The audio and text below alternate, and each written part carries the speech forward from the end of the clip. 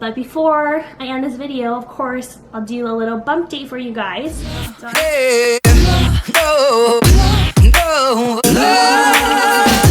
hey. hi guys, welcome to my 19-week update.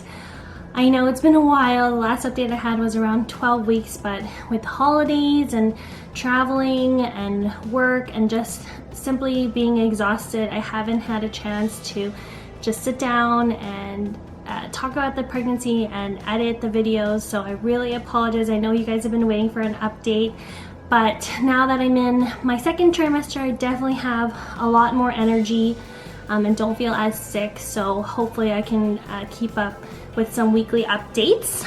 So I just put some notes together of how things have been going during these past 7 weeks since I last updated you guys. So like I said, I definitely have more energy, but I still am pretty tired at night in the evening. During the day is not as bad anymore, but in the evening, like after work, I get pretty tired. But the good thing is I am not as nauseous. So before I was really sensitive to like things touching my neck and smells, and everything would set me off and make me gag, but I think that has passed. I haven't had any gagging or throwing up in the past couple weeks, which is really nice. But the symptoms I have been having around, I think, week maybe 14 or 15, I was getting some really bad ligament pains or ligament stretching pains on my side here. It was so painful. I couldn't even sleep on this side, and I wasn't sure if I could take any Tylenol or anything for it, and it was so painful. And then the next day it was both sides. So it was really uncomfortable, especially like at night. No position, like sleeping position, was comfortable at all. Then it passed after a couple days, and when I saw my doctor at week 16, I asked him about like if it ever got that bad. He said Tylenol would be okay to take for that, so I haven't had it that bad since. Today I was having a little bit just on my upper side here. It just kind of felt like a sore muscle or something. I'm not too sure like how best to describe it. I was trying to describe it to Colin, like what it feels like. It's like if you had a really crazy workout and it was just really sore, or some kind of cramp. But yeah, it hasn't been that bad since that first time I had it. Definitely feeling some tightness though, especially on my front upper abdomen here, and then on the sides, as well as I've been getting heartburn, especially at night when I go to bed. It can get really bad, and my doctor said it was okay for me to take Tums, but if it got worse that he could prescribe me something a little bit stronger. But so far Tums seem to help, and I think you can take like up to 3 per day. But so far Tums have been okay and definitely helped the situation. But heartburn sometimes throughout the day if I eat like too much acidic foods, like too many oranges. But sometimes if I don't eat oranges at all, I'll lay down and have it at night. But I think that's pretty normal. Another thing is I've been just super thirsty. Like I think it might be partially because it's gotten colder and all the heaters are on and it's dry in the air, but also too, like I think it's also a pregnancy symptom, because I'm just super thirsty and I'm like drinking like water that has to be like cold water constantly, as well as I'm craving ice, like chewing on ice, which I haven't done that in years. Like I used to have that as a really bad habit maybe in like my early 20s, and then I haven't done it since. But yeah, there's lately the last week or so I've been really craving ice and chewing on ice, which I know is bad for your teeth, but I just want it. I'm still craving milk. I have about like 2 glasses a day. Oranges I'm still craving, but depending on like my heartburn, I try to like cut down.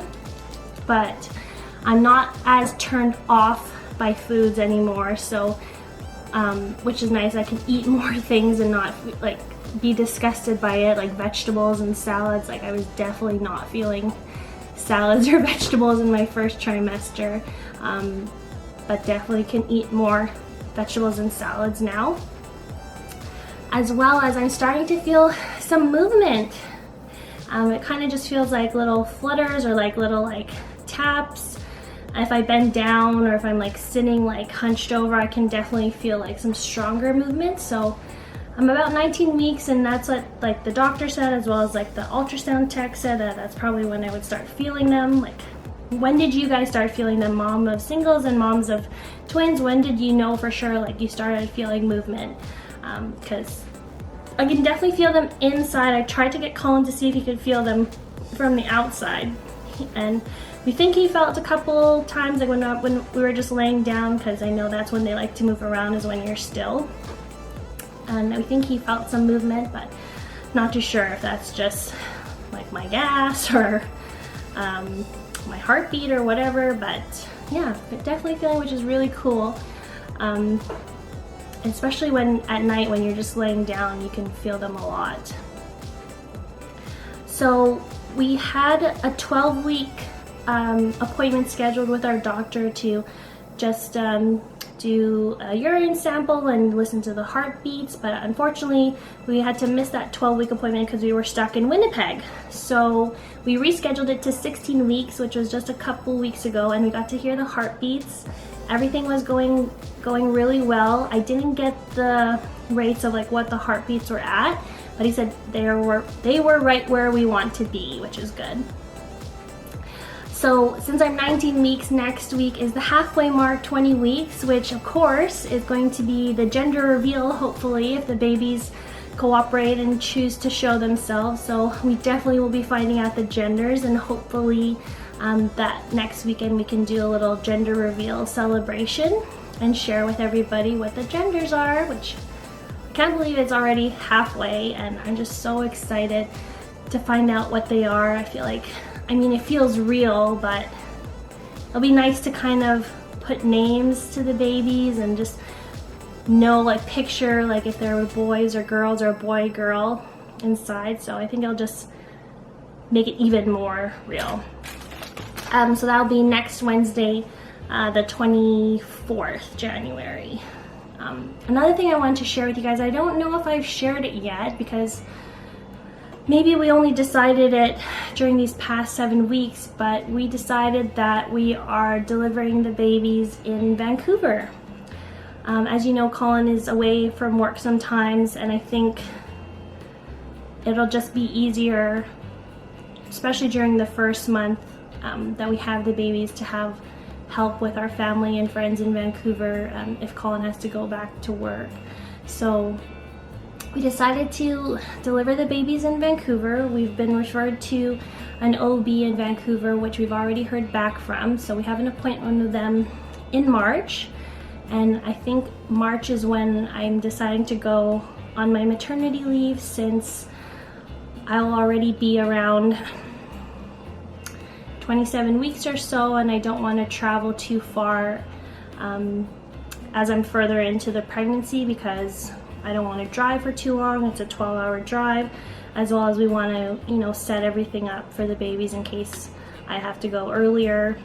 So we rented an Airbnb for the first couple months, and I think we'll come back to Grand Prairie after that. So yeah, that's exciting that we're going to be in Vancouver and have our family and friends around us while we wait for the babies to come. And yeah, when did you guys go on your maternity leave? Did you work right up until? I think if we were delivering the babies here, I would work right up until until I was allowed to, and then yeah, but since we're going to Vancouver, I just want to go there a little bit early and set up and get comfortable and not have to travel like as I'm further along. But yeah, when did you guys go on maternity leave? Let me know in the comments. But yeah, I mean, I know it's been 7 weeks and it seems like I would have had a lot to share, but not too much has been happening. I've just been sleeping a lot, working, focusing on work, focusing on preparing everything before my mat leave, and just setting up for moving to Vancouver for the spring. Yeah, that's how it's been these past 7 weeks, but we're just so excited for the second half of the pregnancy, and passing that halfway mark is really exciting, but also just finding out the genders I'm most excited for. So let me know in the comments below what you guys want to know in the next update. But before I end this video, of course, I'll do a little bump date for you guys. So I was in my work clothes, but I just changed into like a sweater and jeans because I was in a dress, so I wouldn't have been able to show you guys my bump.